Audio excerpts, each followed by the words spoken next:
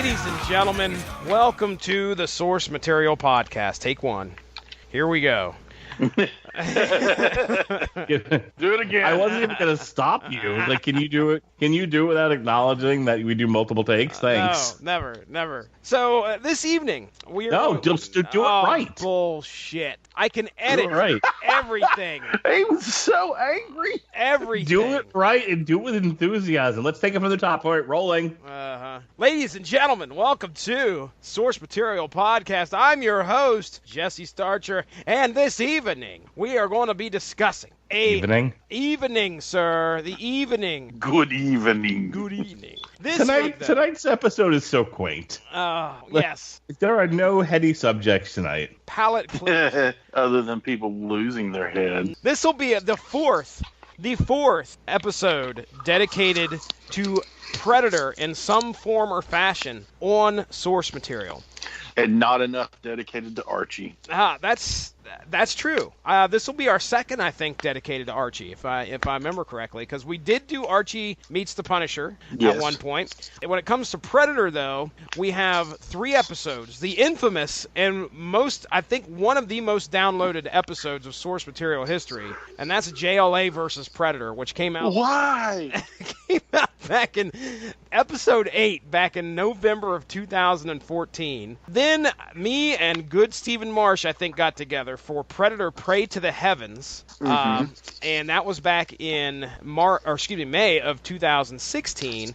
And then later that year, in December, I think me and Stephen Marsh got back together again and did AVP 3 World War. So that was Aliens versus Predator. But tonight we're talking a different AVP, ladies and gentlemen, and that's Archie versus Predator. Oh my goodness. Ronnie, I promise you, when the new Barbie movie comes out and when the new Barely Legal comes out, we'll do some Betty and Veronica. Does that help? Yeah. All right. I really want to do Archie versus Sharknado. That's a thing. Yeah, so do I. Is there nothing that Archie versus... I remember when Archie versus Punisher, Archie Meets the Punisher, was first proposed, and I was like, there are no 2 different properties on the face of the comic book Earth that I think could actually do a crossover. And the comic book creator said, hold my beer. Yes, indeed. I think we need to dedicate September of 2020 to nothing but Archie crossovers. I don't know what I'm doing tomorrow. Much less September of 2020. Let's just take a look at real quick. Archie crossovers. All right. Well, a few of I'm just reading this off of Fictional Crossover Wiki. These first 2 seem pretty. This doesn't seem out of the ordinary. How's that? Okay. All right. Archie crossing over with Sabrina the Teenage Witch. That kind of happens in this story we're going to be talking about tonight. And then we have Archie crossing over with Josie and the Pussycats. Yeah, that seems like a right combination. Archie crosses over with the Peanuts. The Peanuts gang. That seems weird. Betty and Veronica issue 144 features a poster of Peanuts. Okay, well that's now we're just kind of I don't think so. We're reaching on that one. Now see, well I know this had to have happened, Ronnie. Archie and the Teenage Mutant Ninja Turtles. Because wasn't the Archie publication... I have no faith in humanity anymore. Well, you remember the Archie books, or the Archie company had the TMNT property for quite a while. They were publishing. They did? Yeah, they were publishing. If you'd go in there, they look really cartoonish. They were pretty much based off of the cartoon, if I remember right. And Archie was doing that. And then we just talked about Archie meeting the Punisher. I forgot all about Wolverine appears at the end of Punisher Meets Archie. Oh, yeah. Then we have, let's see, Archie and Sonic. Sonic the Hedgehog. That sounds horrible. Archie Predator, which we are getting ready to talk about right now. And that is horrible. That was April 15th of 2015. Then everybody gets the bug, Ronnie Adams, Mark Radlich, to cross over with Archie. And July 22nd, a mere, what is that, 4 months? April, May, 3, June, 4, something like that. A mere 3 to 4 months later, Archie and Sharknado meet in a crossover. So apparently that's got to happen at some point here on the Source Material Podcast. So, but hey, that's not what you called for, ladies and gentlemen. Tonight we're going to be going in depth into Archie versus the Predator. And like I said, came out in April of 2015. Our creators here, let me get back to the old the old notes. So this is Archie versus Predator is a comic book and intercompany crossover written by Alex DeCampi and drawn by Fernando Ruiz. Originally published as a 4-issue limited series in the United States by Dark Horse Comics and Archie Comics in 2015. So that's what we're going to be talking about. Now, Mark, you know why I ask you this all the time. Why are we doing this book? Ronnie picked it. Oh, way to go, Ronnie. I did what? I know we were looking for a book to tie in with something, though. Yes, this week, Daniel Hollywood is reviewing The Predator, and Predators, the Robert Rodriguez film, is going on trial. So let's talk about our characters. Now, Ronnie, can you give us an idea about Archie and his gang, who they are, and your familiarity with them? Well, Archie and his gang are a gang of teenage friends who live in Riverdale. And they get into all kinds of hijinks together. And it is Archie, his best pal, Jughead, his girlfriends, Betty and Veronica. He has an on-again, off-again relationship with both of them. And they are they polyamorous? Absolutely not. They're always fighting over Archie. Then you have your kind of minor characters. There's really no minor characters in the world of Riverdale. But you have Archie's part friend, part rival, Reggie Mantle, Moose and Midge, the resident nerdy smart guy, Dilton Doyle. Then you have, who else am I missing? Josie and the Pussycats, which are a all-girl rock band. You also have, all kinds. The Blossom Twins, Cheryl and Jason, and then who are, Veronica's the rich kid, but they are as well. I dare say, I think they're wealthier than Veronica and her family, or as wealthy as. And then I'm missing Pop Tate, Kevin Keller, who was actually the Archie Comics' first gay character. Help me out here. Who am I missing? Really? I think you've covered really at least nobody. The main characters. Yeah, really nobody. I haven't really missed anybody that doesn't show up frequently. You said about how there's not really too many minor characters. Granted, our main characters are always going to be Archie, Betty, Veronica, Jughead. Right. But you make a good point, because this property's been around. It'll be 80 years next year. Yeah, it's been around a long time. So that gives a lot of time to tell stories. I mean, as a comic book collector, I always look down on Archie Comics, and that's and that's understandable. If Josh Calandris was here, boy, do you remember he was just like, he couldn't even fathom picking up an issue of Archie because of how ignorant and stupid it was. And then he ended up actually reading Mark Waid, and some of the new and Chip Zdarsky and I can't remember the artist's name, but they're big time Fiona Staples. They're big time names that Josh actually enjoys. And Mark Waid has done a fantastic job on the new Archie run. Mm-hmm. Fantastic. Made it more, I'm a sucker for a teen drama. I always say that. And he's made it just like a teen drama, less dramatic than the actual Riverdale show. It is absolutely off the rails crazy, but I love it. Yeah. He's done a fantastic job with it. It's kept me interested in it. Go ahead. I was going to say, you mentioned the show, and shout out to our boys over at Kapow, the Pop Cultured Podcast. They are huge Riverdale fans. But that really has brought Archie back into the limelight, because this is a CW show. A lot of people have access to it. And as over the top and silly as it is, it's not meant to be a comedy in any way. I mean, there's some funny parts, but my goodness, it is way more teenage drama than comedy. Oh my! And there's some ridiculousness that happens in that show. But it has really brought this character, these properties to the limelight, right to the forefront of things, and it's done pretty decent. So I mean, people who watch Riverdale, and that's their first Archie Andrews experience, and they're going to be sorely disappointed when they read the old comic books. Yes, they are. But if they could be, they couldn't be. But the old, Archie comics, Pep Comics and beyond, into just Archie comics. The reason I enjoy them is because they are and have been and probably always will be the main Archie universe has always been a pure story. They've never really gone off the rails with it, made it like, it's very innocent. Don't make the innocent guilty, you told me. Right. So that they have experimented with it, with these crossovers with Afterlife with Archie, which is the zombie apocalypse storyline with Archie, which is very dark. Mm-hmm. Even in the new Archie, it still retains some of that innocence, but brings, it's a modern twist to it. So there's not a lot of innocence lost, but there isn't a lot of, there's still some of that naivety, or however you say naivety, gone. Naivete. Yeah, it's kind of left, because Riverdale was in a world of its own, so much so that when Archie and I can't remember her name. She was the bassist for the Pussycats.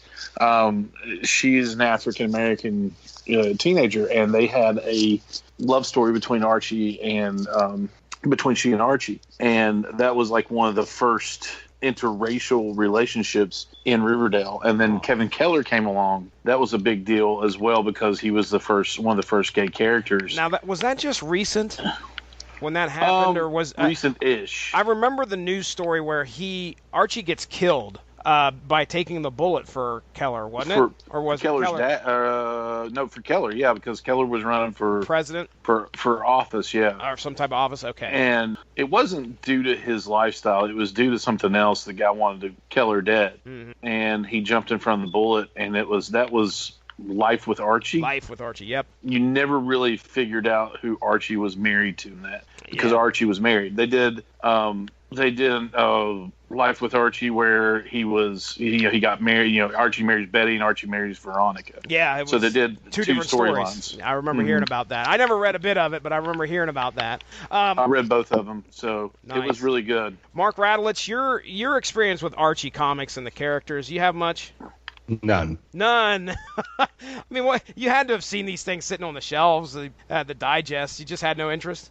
No interest. Okay. Well, then you get the distinction, Mark Radulich, to explain to our listeners what the hell the Predator is. The Predator, of course, is the antagonist of the late 80s, early 90s action-adventure / horror science fiction mashup genre, starring Arnold Schwarzenegger, where he's leading a commando unit into the jungle, and then his team is pursued and subsequently murdered one by one by a predator, by an alien hunter from outer space who sees humanity as big game. This produced a series of movies. There was Predator 2, where instead of tracking a commando unit through the jungle, it decided to involve itself in a gang war between Mexicans and black gangs, with Danny Glover and his partner as police officers caught in the middle. And this is set in the not-so-distant future. You got to give his partner his due. Who was it? I don't remember the partner's name. Crazy Gary Busey, man.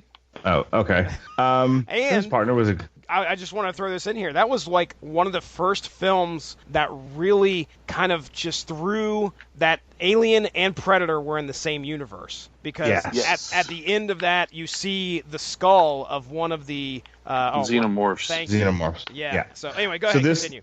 This then leads to the Alien versus Predator series. There were two of them. There's one where the story is essentially the Predators come down, they use Earth essentially as a testing ground for new hunters. If you can succeed, and they use the xenomorphs as the prey, and these exist in like these temples. Well, humans involve themselves, and they find the temple, and they are in the middle of this hunt. Where at the end the human and the Predator team up to take out a giant alien queen. In the second one, which is basically just a low-rent horror movie, the Predators and aliens are running around the suburbs killing white people. This led to Robert. Well, that's what happened, isn't it? It's not a. I mean, like. I mean, they weren't. I don't mean to say they were exclusively racist. I'm just saying. Okay. Because that's kind of where it was going.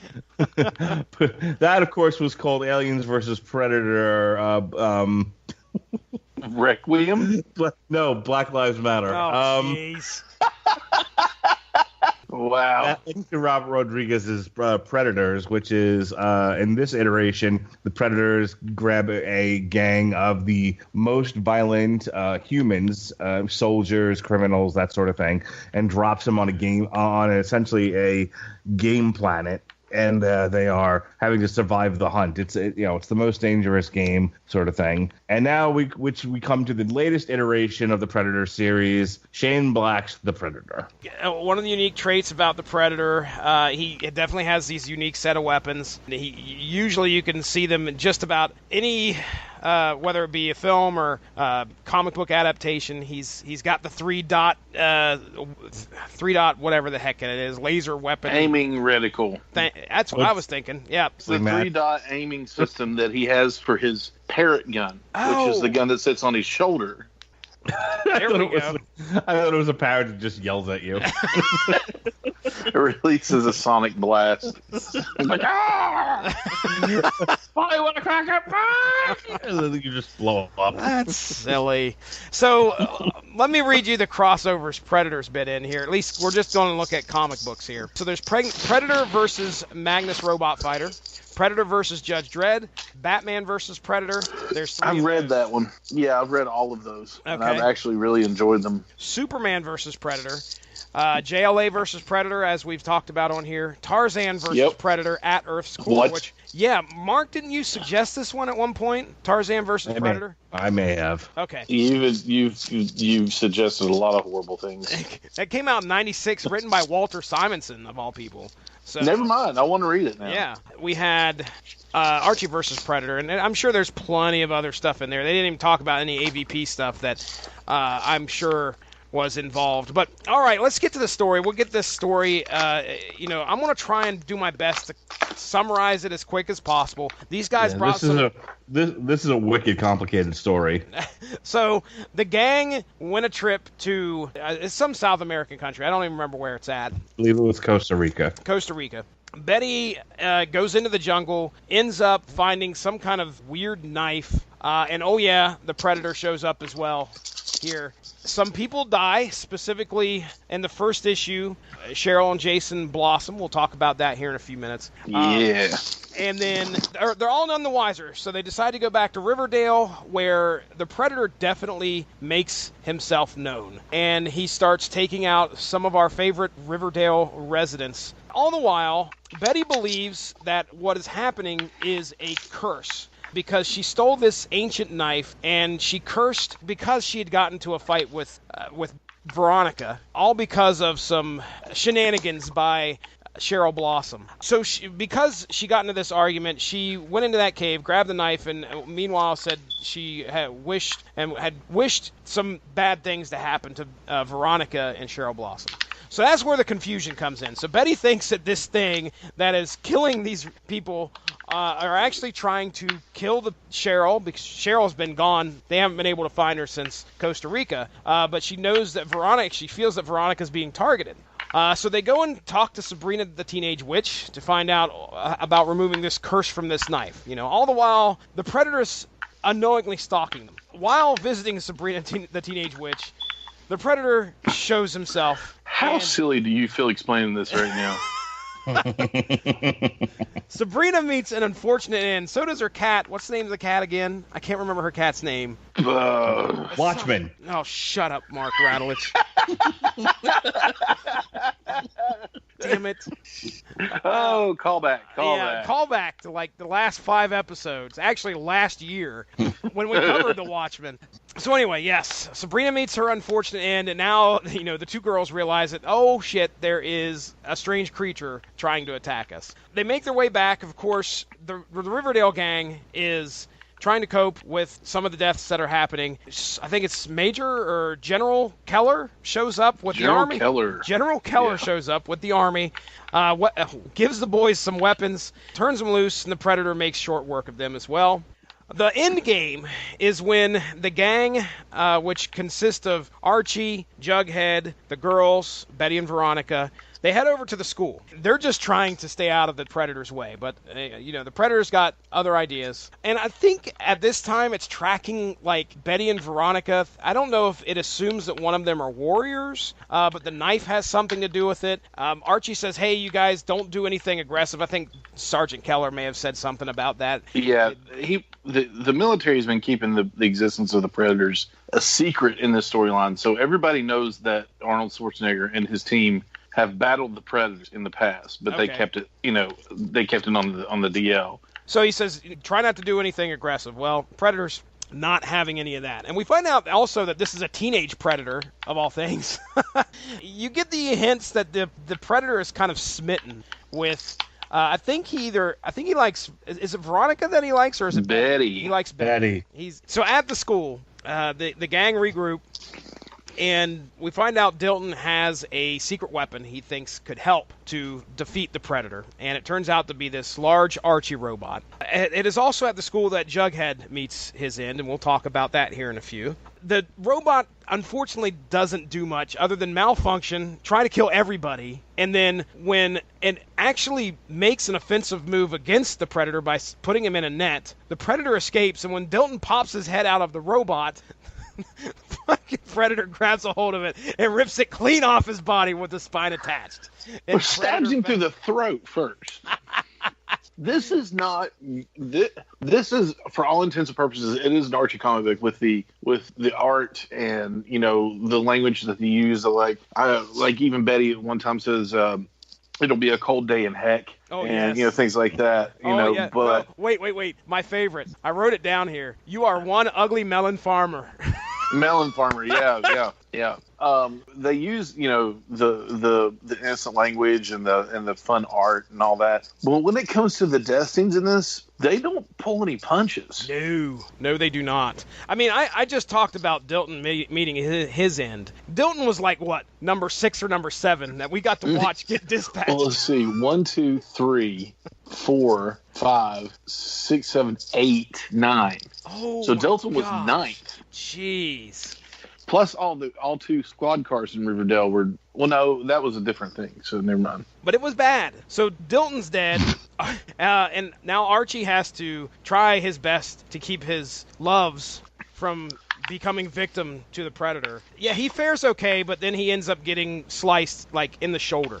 Yeah. Now, all the while, what they've decided to do now is head back to Veronica's mansion, which apparently has medical facilities. Veronica's mansion has everything. Every damn thing. Including the typical Predator self-destruct sequence that's got to happen in a movie. Oh, yeah. So they make their way back there. They get Archie kind of patched up, but the Predator has followed them. So the girls have got to go try and make their stand while Archie's getting repaired. Archie ends up getting, let's just say, she turned it up to 11, the medical facility, whatever this automatic computer thing is. I don't know, what would you call this, Mark Radulich? Steroid machine. All right. So it supposedly can do plastic surgery and inject you with steroids. Veronica turned it from 0 to 11, and it specifically had a sign, do not go above 4. But she turned it up to 11 anyway. Archie is kind of laying there, and he ends up getting transformed. So now the girls are cornered and are about to meet their end when Archie shows up, this hulking Arnold Schwarzenegger-esque Archie, and he does battle with the Predator. So here we go, last stand for the team, and Archie falls victim to the Predator. He dies. Now the girls, enraged, I say, by the fact that their Archikins has fell to the Predator, they both take a combined shot at the Predator and pretty much incapacitate him. Now, during all this, Veronica had set the self-destruct sequence. They've got to make a play to either get to a safe room where the medical facilities are or try and get out of the mansion. So they decide closest thing to do is get to the medical facility while the mansion explodes around them. Shut the safe room. Well, turns out the Predator followed them in there. Wounded, though, the girls take advantage of the Predator and strap him to... This is the goofiest fucking ending I've ever seen in my entire life. It's Archie versus Predator. They strap him to the gurney or whatever it is. They strap him to the medical table. And that's when the porn started. Oh, my gosh. What? It's got to go there with him. Don't even ask, Ronnie. It's always got to go there. I just don't get it. So... All right, in my defense, strapping a guy to the gurney, what do you think is normally going to happen next? It is not a guy. It is a crab-faced alien. That is no crab-faced alien. No. It's an angry vagina face. Yeah, Listen, exactly. I'm just saying. Normally, and if there's a scene where women are strapping a guy to a gurney, sex follows. No, what happens in Archie comics, though, Mark Radulich, is the girls talk about fashion. No, that's not. All the men are gay? This is not Hollywood. All the women talk about fashion while they program the medical device to complete plastic surgery on the Predator in order to make him look like Archie. And that is where we end the book. That is the most ridiculous thing. The most ridiculous thing I've ever. I know, dude. I think that's why I think this book is a lot of fun. Go ahead, Mark. I actually have a lot of problems with that ending, and I'll tell you one of my problems. Okay. I feel like it's degrading to women that they can't go on living without this Mark man in their life. Me too, Radulich. And they can't go on living without this man in their life, so they have to turn the alien into Archie because their lives need validation by Archie's existence. It's called love, Mark. I want to throw something even deeper at you, Mark Radulich. Okay. Oh, okay. Go deep on me, Jesse. Oh yeah, get ready. So. Not helping. What have you always heard that women want to do most with men? Change them. Okay? Yeah. Welcome to the male species of humanity, Predator. You have been a victim of what every woman wants to do to every man, and that is change them. It's not very woke, Jesse. Oh, tell me again there, Mr. Tiddlicious.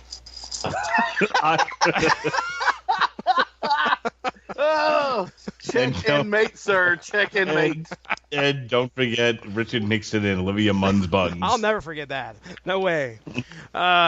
So that's not a very woke point of view. Okay. All right. Well, look, this 4-issue series was so over the top and absolutely absurd. I loved every little bit of it. Yeah, I really did. Yeah, it's fun. I mean, I'm making things up just to have fun with this, despite the fact that I'm really tired and I just want to go to bed. But because I'm such a silly asshole, that I still can't stop making jokes. But I'll tell you, realistically, it was just a fun little slasher comic with some family type values, characters.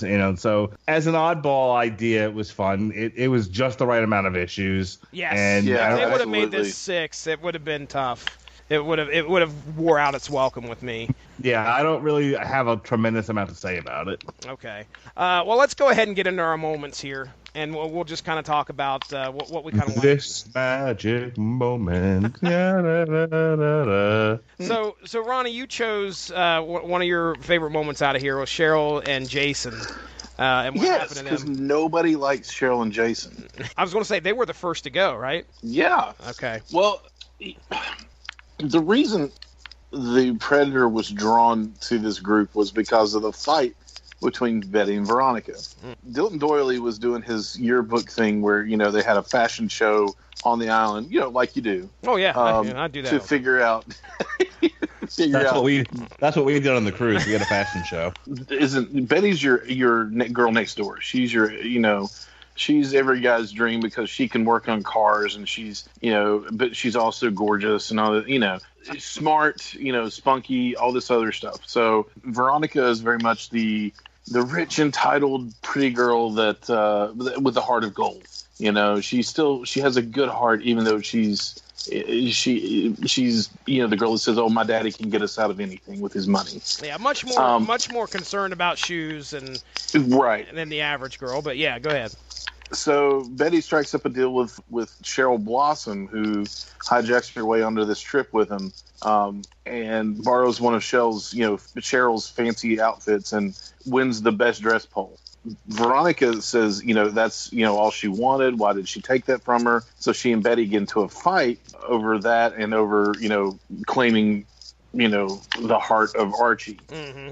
And in the middle of it, they're trying to break him up, and they accidentally shove Veronica into Betty, and Betty gets a broken nose. So she's bleeding. She runs into the forest. The predator sees this and goes, "Oh, violence. I must partake." Mm-hmm. Like Cheryl and Jason go in search of this just jaguar shrine. Yep. And Jason has a machete. And if you have a weapon, the predator sees you as a threat and begins to hunt you. So as the gang is searching for Betty, they don't know it, but they're getting dripped on by Cheryl and Jason's blood. Oh, dude. And kind of a camera pan up, and you see the predator in a tree with the hollowed out bodies, headless bodies of Cheryl and Jason Blossom. And immediately I went, oh my gosh, this just took that was when it got real. It took a completely different turn. I was like, all right, this is going to be good. Oh, yeah.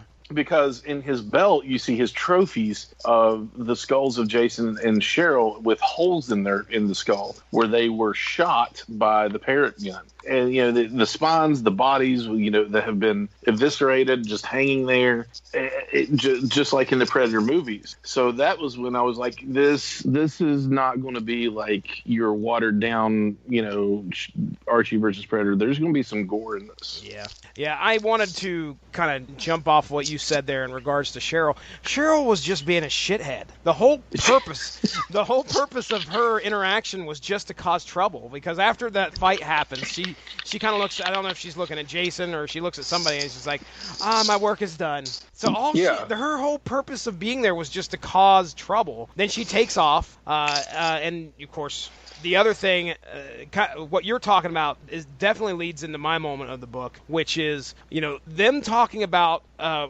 don't know if they're trying to find Betty or Betty has just come back, and they're talking about heading back to Riverdale. Now, when we say, ladies and gentlemen, I want you to understand something. When we say there was blood dripping on them, it's not just like a little drop, okay? There's like 3 or 4 panels that pass where, like, okay, she's got a little bit. It's raining. It's raining fucking blood, and the gang has no clue, or they just don't care. They're more involved with themselves or what's going on instead of even paying attention that there's just like blood coming from the sky. It's that innocence, man. It is. They don't realize it's blood, and they just they just go on with their day. Perfect description. At the end of issue 1, I thought this series was going to go a little bit different than what we got as we get into issue 2. I thought just for a brief moment that the Archie versus Predator was actually just going to be the Predator killing a bunch of people around Archie, and the rest of the gang and everybody would have no idea what the hell's going on. And they would just be like, what? And of course, somebody's head would be laying on a counter or something, and they would be sitting there talking about, having a milkshake. Have no idea that somebody just died. But then we get into your actual next moment that you wanted to talk about, which is the beginning of issue 2. That is where business picked up, ladies and gentlemen. Isn't that what old JR would say? JR would say that business did pick up. When at the chocolate shop, Pop's chocolate shop. So they all travel back to Riverdale, where they're just happy to be home. They didn't no longer like being in Costa Rica or wherever they said they were. So they decided to go back to Pop's to celebrate being home and go camping or tubing or whatever they wanted to do instead of going to Costa Rica. Pop even baked them a cake because he was so happy they were home. They found out about Cheryl and Jason, and they said some wild animal killed them while they were on their trip. And they were like, oh, I'm so sad. I don't even want to eat cake anymore. And, of course, Jughead says, this is how I cope with sadness. Give me the cake. Jughead. And always eating that Jughead. Always eating. Oh, Jughead. And so we see Pop whip out a big old kitchen knife to cut this cake, much bigger than really needed to cut a cake. And then Pop's head explodes. Well, the look on the faces of Archie and all of them sitting there just watching him get his head just blown clean off. And through all of these books that, you know, I can't remember if he bought it in Archie Meets the Punisher and in Afterlife with Archie and this, Pop is always one of the first to go. And I don't understand why. Pop is such a good character. But you know, he's kind of like their pseudo father to the whole gang, and they're like, no, Pop needs to die. Yeah, when you got Cheryl biting it in the first issue, and well, that's expected because Cheryl and Jason are kind of the villains of Riverdale. Yep, yeah. And then we have, now when you see Pop go, all cards. What is that? All bets are off. All bets are off. Who's going to get all cards are dealt, Jesse? All cards are dealt. I don't think that makes sense. Something along those lines. So Pop gets his head shot clean off. I mean, there's an eyeball popping out. Oh, dude! In the comic panel, it's gross. That's why it was wonderful. I think that the gore factor in this was brought up. It was kind of over the top. I shouldn't really say that. They dialed it to 11 just like that machine. Yeah, and you have this style, the Archie comic book style, that is synonymous with what we've seen in the past. This cartoony innocent style. Exactly, and then we see all these characters getting killed in this, skulls. I'll tell you right now, the death with Sabrina, even though that's not one of my moments. Oh, I don't know what happens. I think he cuts her, takes her head off, and as her body's like laying on the ground, he like steps on her, and just blood shoots out and covers Veronica. I was like, oh my gosh, what is going on here? He takes the iconic double-bladed, arm sword knife thing that Predators have, and just guts her with it. Mm-hmm. Then rips her head and spine out like, Predators tend to do. Steps on her to shoot blood all over Veronica. So nasty. It was just so over the top and unneeded and glorious. As far as that goes, it was just ridiculous and disgusting. It was. Really was. Mark, you said, I was kind of worried about the old wretch factor for you. I know you've got a bit of a weak stomach. We've talked about that on the Metal Hammer of Doom and other shows, but you said you had no problem with that here. Is that because of the style, or was there any points throughout here that you were like, okay, I can't take that? No, I got through most of it with it being just fine. I mean, it's so funny, the contrast with all the gory murder, and the fact that they're, such softly drawn characters. Mm-hmm. I honestly, it didn't really bother me. Okay. We talked about Sabrina's death, which I thought was pretty gruesome. Let's talk about Jughead there, Mark. Oh. What happened to poor Juggy? It's funny. The reason why I wanted to talk about Jughead, because it was such an ode to like every horror movie ever. There's always the one guy doing something like really innocent, really trying to take care of himself, and then the monster comes up from behind. Mm-hmm. It's like, and that's what I wanted to say. It was like this wasn't just like, we'll throw the Predator into Riverdale and see what happens. They very much did a classic horror movie. You have, teenagers, you have a monster that's stalking them and striking them down, and the kills are very reminiscent of the kinds of kills you would see in a classic horror movie, classic slasher movie, I should say. Mm-hmm. They went out of their way to give you that sort of classic horror or slasher content. And I thought they did a good job with it. I thought the best kill was Jughead's. It might not have been the goriest, but I feel like it was the most. It was the best nod to classic slasher. Why don't you go ahead and let our listeners know how Jughead meets his doom? Oh, he's trying to get like candy out of a vending machine, and then the Predator comes up behind him, and I think he pulls a skull and spinal cord out of his body, like you do. Like you do. And Ronnie, who finds poor Juggy? Archie. None other than his best damn friend. It was so heartbreaking because he just, he was running, yelling his name, or Jughead. No. So more heartbreaking: Jughead, Archie finding Jughead dead, or Huckleberry Hound killing himself because he got hit in the face with his lumber spoon. Jughead, Archie finding Jughead. I don't know if Ronnie because has no everybody heart. in that comic in that Snagglepuss comic book deserves to die. So that may sound harsh, listeners, but I hated that book. I mean, I wonder if there's a lot of slash fiction with Archie and Jughead. I'm just wondering. I guarantee you there is. Guarantee you. I'm done with this. I want to do. Ron, you want to read some? No, I don't. No. Leave it be. I want to do a panel breakdown here of Archie finding Jughead, okay? So Archie running to try and find Jughead, who he last saw in front of a vending machine, okay, like Jughead does, sees a candy bar on the floor, knows that that's probably where his buddy's at, but unfortunately slips and falls on the puddle of blood, gets up, notices his hand is covered in something, which happens to be Jughead's intestines. And then as he looks up, the vending machine is broken. And there, for purchase, Ronnie Adams, for purchase, you could put coins in this vending machine, and you could get a Jughead skull and spine. I wonder how much it costs. I'm going to rate. I'll go 50. I mean, the average in a vending machine is like $1.25. So okay, there you go. Man, so it's not enough. Not enough. Okay, here's how it led up to Jughead's demise. General Keller, who's Kevin Keller's dad, and a military general, Army general, decides it's a good idea to take these young teenage boys and arm them with automatic weapons and grenades. Wasn't it Moose running around with a damn squirt gun? Yes, he said he brought his daddy's guns, and it was a squirt gun. Because guns don't kill people. Riverdale citizens do. Anyway,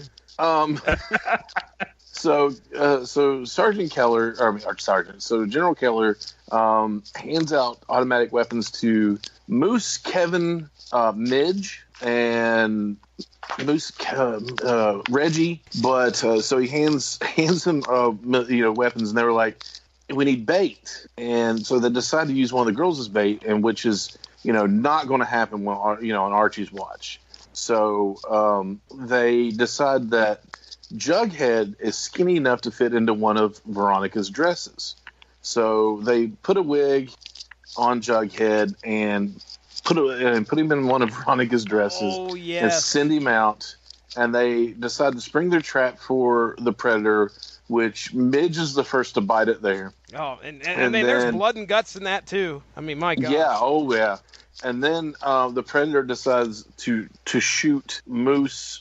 No, it was Kevin, Reggie, and the other character. And Moose, Midge, and General Keller are squashed by a car that was flipped over in an explosion. So he just destroys all of them. Jughead gets away, but what he doesn't realize is he's carrying that knife that Betty accidentally stole from the Jaguar Shrine in Veronica's purse.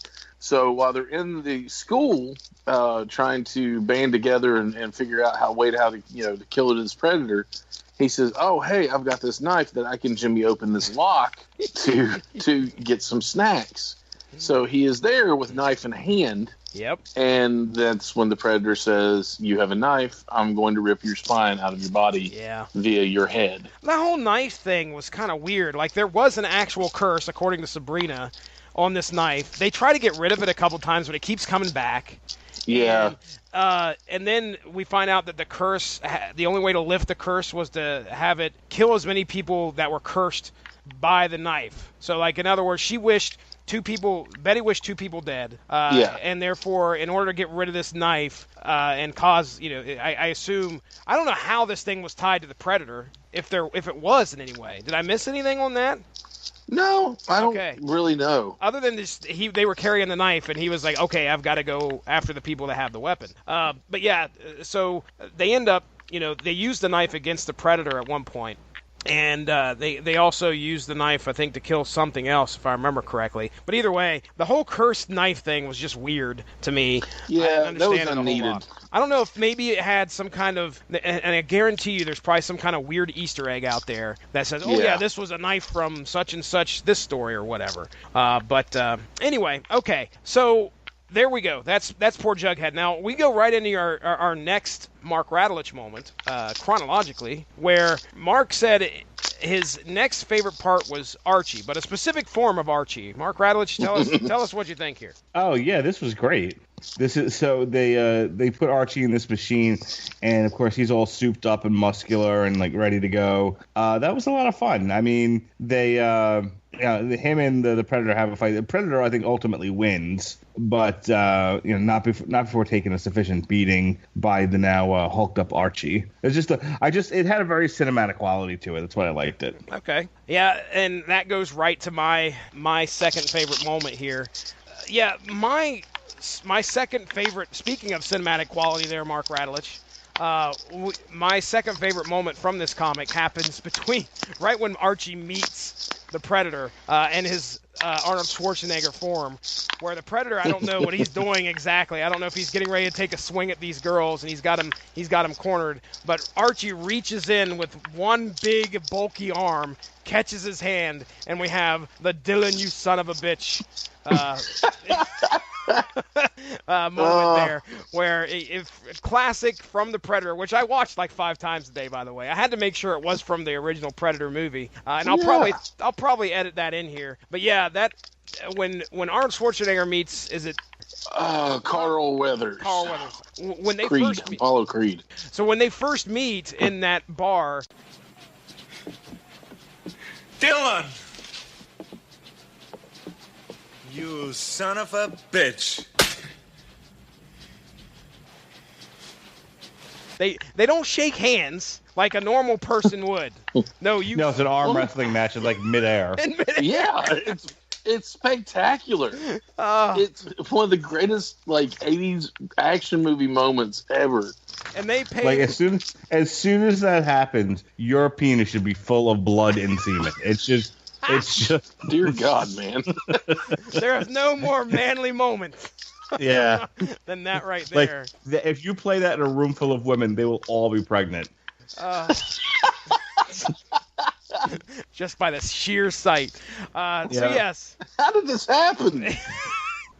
You watched The Predator, didn't you? I told you not to watch that movie. I'm sorry. All the Predator pregnancies. Everybody born in 1987 or 88. So, yeah, this was a great classic. Of all the homages, there were plenty of those through here. All the tributes to the film series. That was my favorite one because it took me a second to figure out what was going on, and I realized, oh, okay, you are so playing to Predator fans out there. And it was perfect. Again, goofy as hell, but that fit the tone of this book. So, all right, so there it is, ladies and gentlemen. That's our favorite moments from the series, from this 4-issue comic book series. It was a lot of fun. Absolutely. I didn't have as much fun as I've had reading this with many of the other comics book. Where you at? Comics book. I am comics book. You put it down, son. I don't want to see you with them comics books anymore. No, this was one of the more fun reads that I've had all year. So, Mark Radulich, let's get your final thoughts. Oh, it was a lot of fun. It was, just a light, goofy read. So, again, after last week's serious discussion, it was a nice little palate cleanser. Ultimately, it was just sort of a whimsical read, and it's fine. I would recommend it to somebody who was looking for something goofy, if who is also a Predator fan. I loved walking into my daughter's room last night and saying, Kira, I just read Archie versus the Predator, and I just watched Jughead Jones get shoved into a vending machine. To which she replied, tears. She's a big Archie fan, Riverdale fan. Riverdale fan, yeah. She's a big Riverdale fan. So, Ronnie Adams, your final thoughts on the series? Oh, it was absolutely just spectacularly goofy and wonderful. I mean, if I had to pick a movie that made me feel this way, it would be The Meg. It was everything I wanted it to be and so much more. It was just so ridiculous and fun and did not take itself seriously in the least. Perfect perfect phrase. This does not take itself seriously. I don't think any Archie comic does. No. Well, I don't know about that, but well, yeah. Some of the other stuff that we haven't had a chance to cover, but previous, like 1990 or probably previous to the 2000s, any Archie comics you get a hold of are all going to be based around some of the silly things that happen. The over-the-top personalities of Betty, Veronica, Cheryl Blossom. I had a good time. You guys had a good time. Let's get out of here.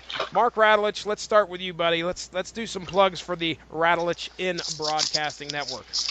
All right, this week it's Predator Week all week long. Tomorrow, Damn You Hollywood, we'll review The Predator.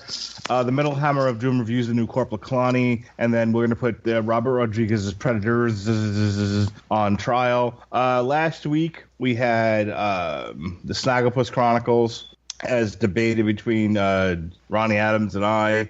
Jesse Starcher and I reviewed the new Cloak and Dagger Season 1 on Freeform. We reviewed the new Clutch Book of Bad Decisions.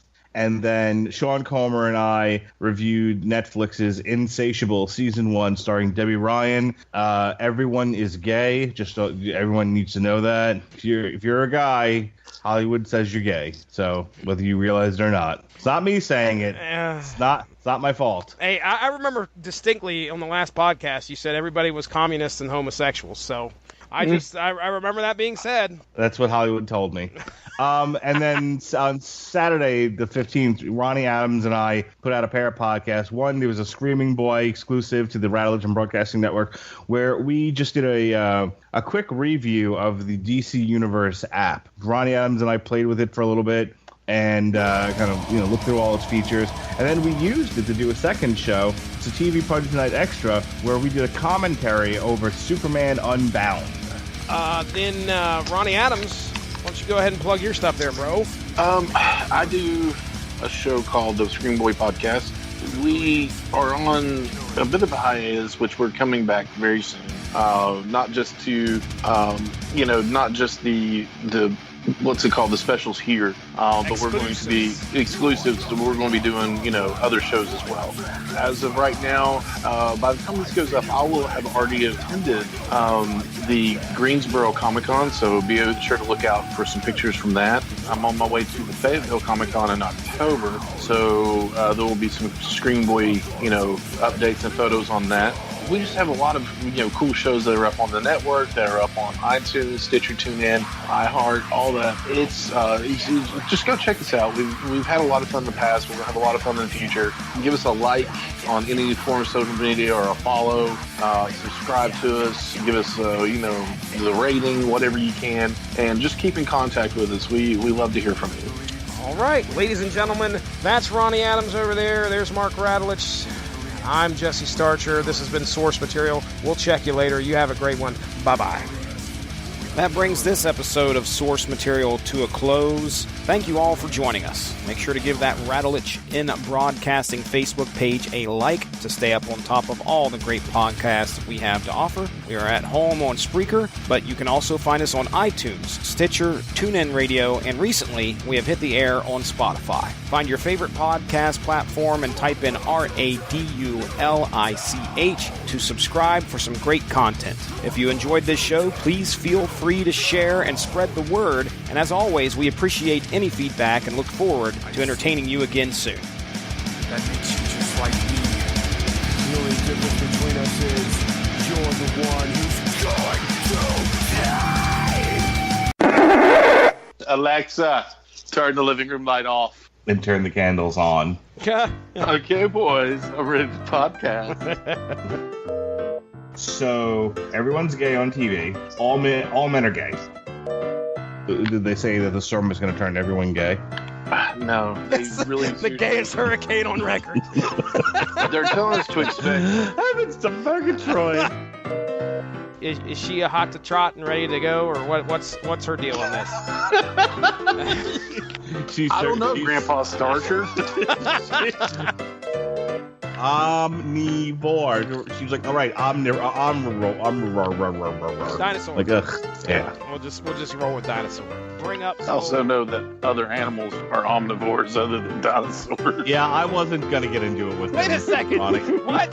It's not like I was chased by a T-Rex and an omnivore. Was she? Yeah, there it is. So, what? Will there be a section on Damn You Hollywood for Olivia Munn's buns? There's always time to talk about Olivia Munn's buns. You ever just want to stick your face in Olivia Munn's ass and go